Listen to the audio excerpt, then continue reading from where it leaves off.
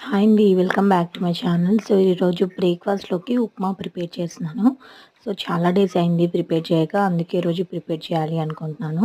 So, ఈ upma prepare చేస్తుంటే ఒకటి గుర్తుకొచ్చింది. ఏంటంటే, సో, నేను బిఫోర్ మ్యారేజ్ జాబ్ చేసుకుంటూ హాస్టల్‌లో ఉండేదాన్ననమాట. సో, అప్పుడు ఎవ్రీ మండే ఆర్ ట్యూస్‌డే అక్కడైతే ఉప్మా పెట్టేవాళ్ళు. కానీ ఆ ఉప్మా రోజు ఎవ్వరూ ఉప్మా తినేవాళ్ళు కాదు.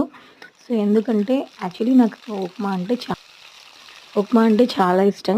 కానీ తినాలి అనుకున్నాను. కానీ ఆ ఉప్మా చూసిన తర్వాత అసలు అమ్మో! అలాంటి ఉప్మా ఇప్పుడు తినొద్దు అని అనుకున్నాను. ఎందుకంటే అమ్మ చేసే ఉప్మా వేరే, హాస్టల్‌లో చేసే ఉప్మా వేరు కదా! సో, ఇంకా పైగా ఆ ఉప్మా ఎలా ఉంటదంటే, సో, ఆ ఉప్మా గరిటెకి ఒక కవర్ కూడా కడతారనమాట.